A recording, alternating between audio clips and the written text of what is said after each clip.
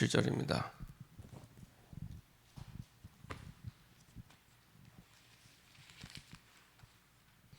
요한복음 21장 17절입니다.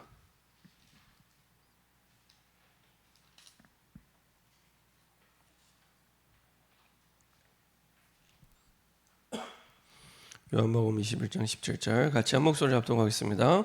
세 번째에 이르시되 요한의 아들 시몬아 내가 나를 사랑하느냐 하시니 주께서 세 번째 내가 나를 사랑하느냐 하심으로 베드로가 근심하여 이르되 주님 모든 것을 아시오매 내가 주님을 사랑하는 줄을 주님께서 아시나이다. 예수께서 이르시되 내 양을 먹이라. 자, 또 한 군데 보도록 하겠습니다. 구약성경 출애굽기 2장입니다. 2장 1절부터 10절까지의 말씀입니다.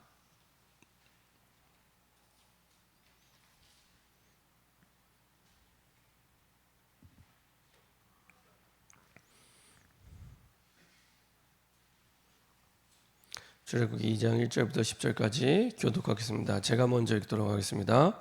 레위 가족 중 한 사람이 가서 레위 여자에게 장가들어 그 여자가 임신하여 아들을 낳으니 그가 잘생긴 것을 보고 석 달 동안 그를 숨겼으나 더 숨길 수 없게 되매 그를 위하여 갈대 상자를 가져다가 역청과 나무진을 칠하고 아기를 거기 담아 나일 강가 갈대 사이에 두고 바로의 딸이 목욕하러 나일강으로 데려오고 시녀들은 나일강가를 거닐 때에 그가 갈대 사이에 상자를 보고 시녀를 보내어 가져다가 결국 그 아이를 보니 아기가 우는지라 그가 그를 불쌍히 여겨 이르되 이름이 히브리 사람의 아기로다. 그의 누이가 바로의 딸에게 이르되 내가 가서 당신을 위하여 히브리 여인 중에서 유모를 불러다가 이 아기에게 젖을 먹이게 하리이까. 바로의 딸이 그에게 이르되 가라 하매 그 소녀가 가서 그 아기의 어머니를 불러오니 바로의 딸이 그에게 이르되 이 아기를 데려다가 나를 위하여 젖을 먹이라. 내가 그 삭슬 주리라. 여인이 아기를 데려다가 젖을 먹이더니 그 아기가 자라매 바로의 딸에게로 들어가니 그가 그의 아들이 되니라.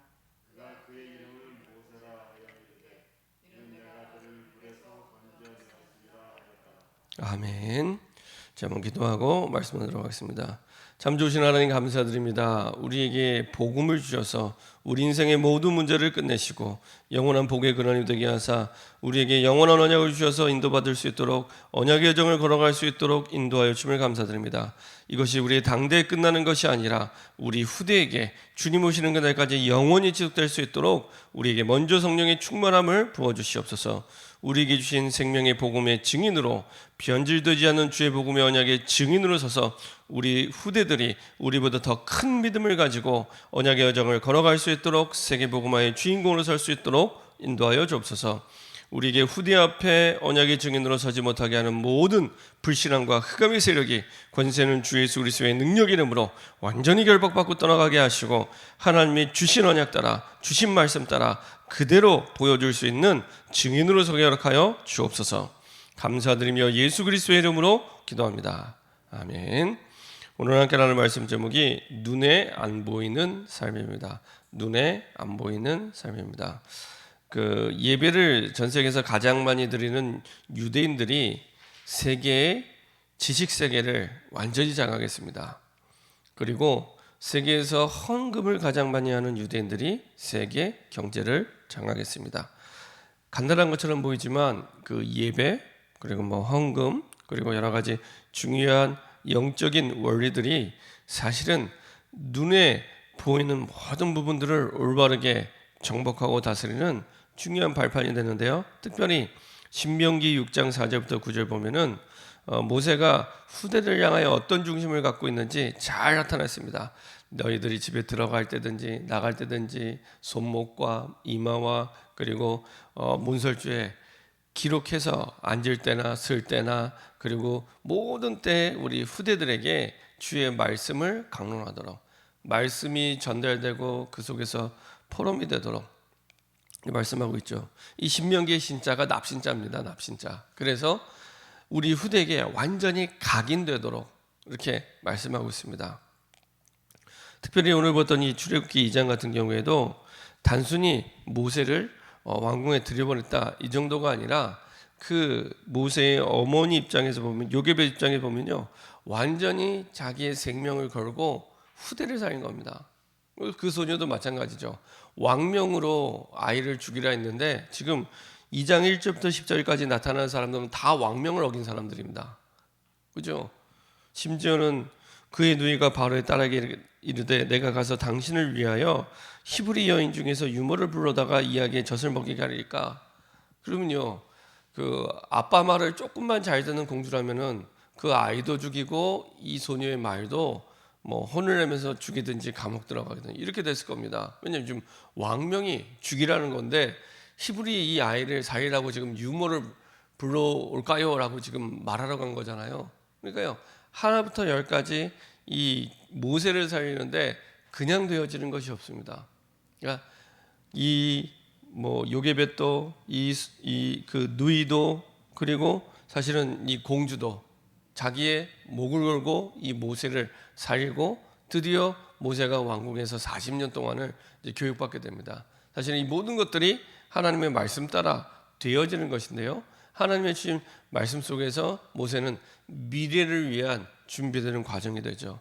저 여러분들이 후대를 두고 그냥 후대 교육해야겠다, 후대에게 가르쳐야겠다 이게 아니고 진짜 이 시대를 바라보면서 이 시대를 살 수 있는 후대로 우리 후대들에게 복음의 언약을 심으려면 어떻게 하면 좋을까라고 생각하면서요, 사실은 모든 걸 여기에 방향 맞출 때 가장 가치 있는 비밀과 응답을 누리게 됩니다. 특별히 어린 시절에 습득한 사고방식이나 가치관은 평생을 저항합니다. 평생도록 이끌어가게 됩니다. 그래서 어렸을 때 뭐가 들어가냐가 중요한데요, 지금 이 시대는요 딱 이 출애굽기 2장 시대처럼 후대들이 계속 흑암과 혼돈과 공허 속에서 계속 죽어가는 시대가 됐습니다. 그러니까 내 아이만 똑바로 가르쳐도 될 일이 아니고요, 시대적으로 시스템 자체가 완전히 흑암과 혼돈과 공허 속에서 계속 무너지는 시대가 됐습니다. 그러니까 아이들 책, 아이들 보는 만화, 아이들 하는 게임 잘 보세요. 점점 복음이 없는, 하나님이 없는 사상, 생각, 마음을 끊임없이, 그 정도가 아니라 완전히 사단의 메시지가 담겨 있는 책들과 게임이요 너무 많아요. 너무 많아요. 제가 전에 말씀드렸나요? 그 유럽에서 한 10여 년 정도 살다 오신 이 집사님이 한 분 계십니다. 이분이 이제 부부가 다 음악을 전공하신 분인데 남편은 유럽에서 오페라단 가수도 하시고 한국에 들어와서는 대학 교수를 하시고 부인도 마찬가지로 이제 피아노로 이제 유학을 가서 공부하신 분인데 아이들을 이제 키우는데 주로 오스트리아 그다음에 독일에서 아이들을 키우는데 이제 아이들 데리고 서점을 갔답니다. 서점 갔는데 뭐 3세, 4세 보는 이 아이들 책이요 어떤 내용이 있냐, 아빠가 굳이 남자가 아니어도 된다 이런 내용, 엄마가 굳이 여자가 아니어도 된다 이런 내용을 3세, 4세 보는 책에서 이렇게 보여주고 가르칩니다. 그게 이제 성평등이라고 얘기하면서 가르칩니다. 동성애를 얘기한 사람은 양성평등 이렇게 얘기 안 합니다. 성평등. 성에는 두 가지가 아니라 여러 가지가 많이 있을 수 있기 때문에 이렇게 얘기합니다. 비슷한 말이죠. 완전히 다른, 완전히 이제 비성경적인, 반성경적인 내용들인데 이걸요 어렸을 때부터, 왜냐 어렸을 때 들어가야 평생, 이제 어렸을 때 들어가면요 나중에 조금 잘하잖아요. 그걸 당연하게 생각합니다. 그러니까 거기에 대해서 의문도 갖지 않습니다. 그거 당연한 거 아니야? 이렇게 생각합니다. 아닌데, 제가 이제 몇 년 전에 이제 연세대 사역을 들어갈 때 연세대 석사생, 박사생들하고 같이 다락방을 했습니다. 다락방 하는데 쭉 이제 포럼을 하는데 이제 그런 얘기하는 거예요. 강단에서 이게 동성애에 대한 부분을 얘기하면 안 된다는 겁니다. 틀렸는데 틀렸다고 말을 할 수가 없어요.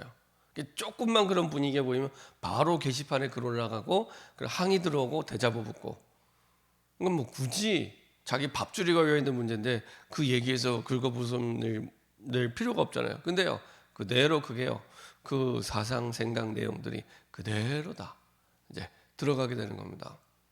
근데 이게 당연하게 된 시대 속에 살아가고 있고 우리 후대가 그런 시대 속에 살아가고 있습니다. 서점에 가시면 책에 아이들 보는 책을 한번 보세요. 얼마나 그 아이들 보는 만화와 책들 가운데요 귀신 문화가 되어 있는 책들이 굉장히 많습니다. 굉장히 많습니다. 근데 불신자 선생님들이 그런 걸 분별해서 가르치겠습니까? 아닙니다. 전혀 분별하지 않습니다. 전혀. 근데 지금 우리 교육은 다 불신자들에게 맡겨서 교육시키고 있잖아요. 어렸을 때부터. 그게요 다 들어간다니까요. 그냥 어린이집 보낸다고 유치원 보낸다고 되는 게 아닙니다. 그 불신자의 생각과 사상이 그대로 다 들어가게 되는 겁니다. 그럼 점점 하나님을 믿는 게 싫어지는 겁니다. 뭐라고 설명을 못하는데 싫어지는 거예요. 그렇죠? 뭐라고 설명을 못해요. 근데 이미 보는 거 듣는 게 다른 게 들어가면서 하나님이 싫어지기 시작합니다. 예배가 싫어지고요. 하나님이 싫어지고요. 하나님 떠나게 됩니다. 이미 보는 거 듣는 게 이게 틀린 줄 모르는데 틀린 게 들어가고 잘못된 줄 모르고 잘못된 게 어려서부터 이렇게 들어가게 됩니다. 그러면 너무 당연하게 하나님을 떠나게 되는 겁니다. 그렇죠? 예수 믿는 게 복음 모르면 매력이 없거든요. 그러니까 복음이 먼저 들어가야 되는데 복음보다 복음이 아닌 틀린 거 그리고 잘못된 거 이게요 아이들의 생각 마음 속에 아이들의 뇌 속에 들어가게 됩니다. 결국에 그 뇌가 우리 생각과 마음을 딱 관장하고 있잖아요. 싫으면 싫은 거예요. 이게 마음대로 안 되는 거예요. 딱 거기에 잡혀서 이제 평생을 노예로 살아가게 됩니다. 그 주일학교 이제 사역을 하면서 그 통계를 보니까 어른이 돼서 다시 신앙을 갖게 되고 예배가 회복되는 사람들의 80%가 주일학교 교육을 받은 사람들입니다. 어렸을 때 주일학교 교육을 받은 사람들은 나중에 하나님을 이제 교회를 떠나고 하나님을 떠나도 다시 회복이 되게 됩니다. 그만큼 아이들 교육이요 너무 중요합니다. 그냥 아이들 교육은 그냥 뭐 각 기관 사역이 아니고요 전 성도가 올인을 해야 될 사역입니다. 후대에서 왜냐하면 거기에 교회의 미래가 있고 시대의 미래가 있기 때문에 전 성도가 올인을 해야 될 사역이 사실은 이 후대 사역입니다. 보통 한 세대를 25년으로 보는데요. 한 세대가 지나면 그 다음 세대가 우리가 이제 앉아 있는 이 자리에 앉게 됐던데 잘 생각해 보세요. 그렇죠? 지금 예를 들면 뭐 우리 주일학교 아이들이 한 세대가 지나면 지금 어른들이 앉아 있어야 되지 앉아 있어야 되는데 딱 생각해보세요. 그게 그대로 미래가 됩니다. 근데 우리 교회뿐만 아니라 사실은 이 시대 거의 대부분의 교회가 우리 교회보다 훨씬 더 심각한 사실은 후대의 위기 속에 잠겨 있습니다. 제가 볼 때는요 제일 큰 위기입니다. 아이를 안 낳는 것도 굉장한 사단의 전략 속에 있는 겁니다. 아이를 안 낳는 것도 그럼 굉장히 비성경적인 겁니다. 아이를 안 낳는 것 그렇죠? 분명히 아이들은 장사의 수중에 화살 같다고 말씀하셨는데 그렇죠? 사단이 만약에 존재한다면 가장 어디를 공격하겠습니까? 후대를 공격하겠죠.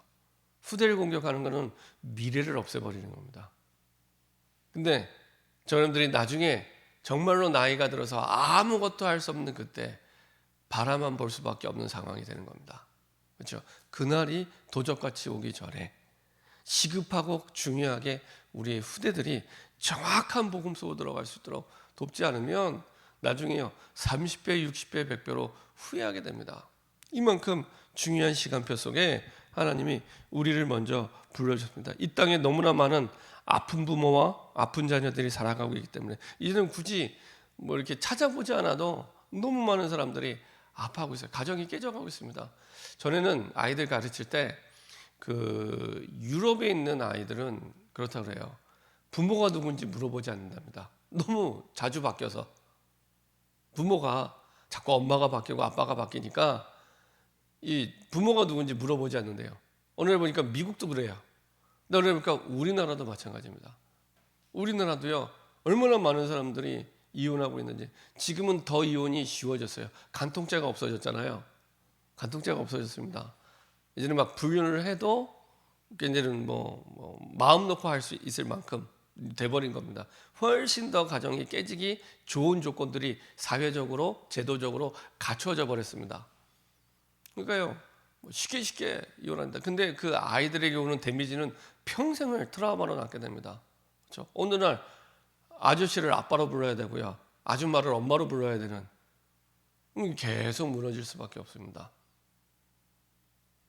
그런 가정이 너무 많아요. 겉보기에는 멀쩡해 보이고 괜찮아 보인다. 안 그럽니다. 그러니까 부모님들이 능력 있고 엘리트가 된 것도 마찬가지입니다. 제가 교수님들 만나보니까 이제 공부를 잘하고 능력 있으면 행복할 줄 알았는데 이혼 직전에 위기에 있는 교수님들이 굉장히 많습니다. 복음 모르고 복음 없이 한 가지에 완전히 올인하면서 평생 살았는데 정상적이 되는 게 어렵습니다. 사실은 복음 없이 정말로 평생을 한 가지 몰두해야지 교수가 되는데 쉽지 않습니다. 실제로 현직에 있는 교수님들 얘기 들어보면요, 정말 이상한 교수님, 어려운 교수님 많습니다. 제가 학교 다닐 때 생각을 해봐도 학교 선생님 가운데 좀 이상한 선생님들이 그때는 몰랐어요. 그때는 그런가 보다 했는데 지금 생각해보면 진짜 참 영적 문제 심각한 교수님, 선생님들도 많았는데 라는 생각이 들어요. 굉장히 폭력적인 선생님들, 그리고 굉장히 좀 이상한 선생님들 많아요. 야, 이분들이 복음 모르고 평생 살다가 가는구나. 거기에 교육받던 우리도 복음 모르면 그대로 따라갈 수밖에 없구나. 너무나 아픈 부모, 아픈 자녀들. 사실은 이 출애굽기 2장에 아이들을 다 죽이는 거잖아요. 그 아이들 죽이면 부모들은 어떻게 되겠습니까? 그렇죠? 평생을 그 상처 속에 살아가게 됩니다. 이번에도 보니까 그 한강에 어느 날 그 아이가 죽었잖아요. 보니까 아들 한 명밖에 없던데, 이제 아들이 잘 가르쳐서, 보니까 아들도 잘 생겼어요. 잘 가르쳐서 이제 의대를 보내놨는데, 괜찮은 의대를 보내놨는데 이제는 이제 다 끼었다 생각을 하고 살아갈 만한 아이가 됐는데, 어느 날 친구랑 술 먹다가 시체가 돌아왔다고 생각을 해보세요. 아직도 지금 계속 그 싸움을 하고 있더라고요. 그 아버지도 지금 이제 제정신이 아니겠구나. 그 엄마도 마찬가지고, 복음이 아니면 이제 뭐 정말로 그분들은 평생 어렵게 사실 수밖에 없겠구나 라는 생각이 들 만큼 사실은 너무 이 땅에 아픈 부모, 아픈 자녀들이요 너무 많이 있습니다. 복음이 아니면 하나님을 떠난 그 마음과 생각, 하나님을 떠난 문제로부터는 그 상처가 치유되지 않습니다. 근데 세상 사람들은 하나님을 떠난 게 문제라고 생각을 안 하고 있는 겁니다. 하나님을 떠난 문제의 결과로 많은 사건과 일들이 벌어지게 되는 건데, 그게 아니라 눈에 보이는 현실의 문제가 진짜 문제인 것처럼 이렇게 살아가는 겁니다. 그래서 누군가 가서 복음을 전해주지 않으면 그 저주와 재앙과 운명 속에 잡혀서 평생을 살아가게 되는 겁니다. 특별히 우리 아이들 어렸을 때가요 가장 중요한 시기입니다. 이때 정확하게 복음이 들어가지 않으면 제대로 사실은 살아갈 수 없고 세워질 수 없습니다. 다른 사상이 들어가기 전에 먼저 복음이 들어가서 이 아이들의 평생의 생각과 마음과 그리고 뇌 속에, 영혼 속에 깊이 강림될 수 있도록, 사실은 요게벳이 궁중에 들어가서 모세에게 이제 젖을 먹이면서 평생에 모세가에게 가져가야 될 그 언약들이 심겨진 겁니다. 그렇죠? 그리고 그 결과로 나중에 모세가 창세기, 출애굽기, 레위기, 민수기, 신명기, 이 어마어마한 이 작품을, 지금도 유대인들이 가장 중요하게 생각하는 모세오경을 모세가 기록했잖아요. 그 내용을 보면요, 이야, 어떻게 이런 내용을 기록으로 남겼을까 싶을 만큼 어마어마한 작품이죠. 모세 시대가 지금으로부터 3,500년 전입니다. 3,500년 전에 어떻게 이런 기록을 남겨서 3,500년 뒤에 지금의 나에게까지 이게 전달될 수 있을까? 그렇죠? 이거는 뭐 그 어떤 일보다도 위대한 일이고요. 어떤 위대한 왕이나 장군이 대단한 일을 하면 3,500년 뒤에 후대들에게, 그것도 다른 나라 사람에게 정확하게 그 내용이 전달되겠습니까? 그죠? 보통 일이 아닙니다. 정말 위대한 지도자의 인생을 살았던 그 못의 가장 중요한 뿌리가 어디냐? 요게벳이 아이에게 가르쳤던 이때입니다. 요게벳이. 그죠? 다른 것이 들어가기 이전에 먼저 복음의 내용과 언약의 내용이 들어간 그 속에서 창세기, 출애굽기, 레위기, 민수기, 신명기에 중요한 복음의 언약이 기록으로 남게 되고 전달되게 되죠. 그래서요, 사실은 하나님 앞에 가장 소중하게 응답받는 후대로 세워지게 됩니다. 결론입니다. 우리가 오늘 요한복음 21장 17절에 보았던 것처럼 예수님께서 조건 없이 베드로에게 찾아오십니다. 그리고 세 번째 반복해서 말씀하십니다. 세 번째 이르되 요한의 아들 시몬아 내가 나를 사랑하느냐 하시니 주께서 세 번째 내가 나를 사랑하느냐 하심으로 베드로가 근심하여 이르되 주님 모든 것을 아시오매 내가 주님을 사랑하는 줄을 주님께서 아시나이다. 예수께서 이르시되 내 양을 먹이라. 하나님이 내게 주신 그 사랑을 가지고 아가페의 사랑을 가지고 우리의 후대를 양육할 때 가장 올바르게 양육할 수 있습니다. 그래야지 저와 여러분들이 올인할 수 있습니다. 하나님이 내게 주신 그 사랑을 가지고 우리가 사역을 할 때 가장 올바르게 우리 후대 사역을 하게 됩니다. 조건 없이 우리를 구원해 주셨잖아요. 무조건적인 사랑으로. 그렇죠? 그 아가페의 사랑으로 우리 후대를 교육할 때 사실은 우리 후대가 가장 올바르게 세워지고 인도받게 됩니다. 특별히 그 사랑을 가지고 하나님 주신 그 언약이 우리 후대에게 심겨질 수 있도록. 그래서요, 그 아이들에게 지금은 막 다 빨리 이런 시대잖아요. 조금 차분하게 묵상이 되도록 가르쳐 주는 게 너무 중요합니다. 묵상이 되도록. 그래서 내가 먼저 차분하게 하나님 주신 말씀을 묵상해서 그 말씀의 증인으로 후대에게 말씀이 전달될 수 있도록, 그리고 함께 묵상이 돼서 함께 그 묵상된 내용을 가지고 포럼하면서 좀 차분하게 하나님 말씀이 이렇게 들어갈 수 있도록, 그때 정확한 언양이 들어가게 됩니다. 그래서 막 대단하게 크게 안 해도 됩니다. 주일날 주신 강단의 말씀을 가지고 좀 편안하게 묵상하면서 그 속에서 내게 주신 답과 힘과 행복을 우리 후대에게 그대로 증인의 고백으로 전달이 되도록 함께 묵상할 수 있는 시간, 그리고 함께 예배하며 하나님의 주신 말씀을 편안하게 포럼할 수 있는 시간, 이게요 가장 중요한 시간이 됩니다. 그리고 진짜로 시작해 보세요. 그때부터 우리 후대들에게 정확한 그리스도의 복음이 증거되기 시작합니다. 그렇지 않으면 사실은 훨씬 더 많은 시간과 그리고 강력한 내용을 가지고 우리 후대들을 파고 들어가고 있기 때문에 이길 수가 없습니다. 점점 교회를 떠나게 되고 예배를 떠나게 되고 복음의 언약을 떠나게 됩니다. 그럼요, 구원은 받았는데 불신자처럼 살다가 사실은 가게 되는 겁니다. 그래서 여러분들이요 정말로 중요하게 마음 잡고, 우리 개인 가정 그리고 우리 교회의 가장 중요한 사역은 후대 사역이다. 여기에 모든 역량을 집중해서 올인해야 된다. 이렇게 마음 담고 인도받으면 됩니다. 그래서 우리 후대에게 내가 할 수 있는 부분부터 간단합니다. 내가 먼저 하나님의 복음의 말씀을 편안하게 묵상하고요, 그 말씀의 내용이 증인의 고백으로 가르치는 게 아닙니다. 이렇게 해, 이렇게 해야 돼, 이게 아니고요, 내게 주신 내가 지금 이런 상황인데 이렇게 하나님 나에게 답을 주셔서 얼마나 감사한지 몰라, 얼마나 기쁜지 몰라. 증인의 고백으로 설 때 가장 우리 후대가 바뀌기 시작합니다. 그렇죠? 우리 아이들은, 후대들은 어른의 그림자를 보고 배운다고 하잖아요. 그렇죠? 말을 듣고 변하는 게 아니라 그림자로. 그렇죠? 특히 문제 앞에 있을 때, 어려운 상황 앞에 있을 때 어떻게 결정하고 판단하고 인도받는지, 그 속에서 우리 후대들이 자라나게 되고 똑같은 문제, 더 어려운 문제를 만났을 때 인도받게 됩니다. 그래서 여러분들이 정말로 깊은 복음의 말씀에 그 증인으로 포럼이 되고 전달되는 중요한 시작이 되기를 소원합니다. 우리 이 시간에 합심해서 한번 기도하겠습니다.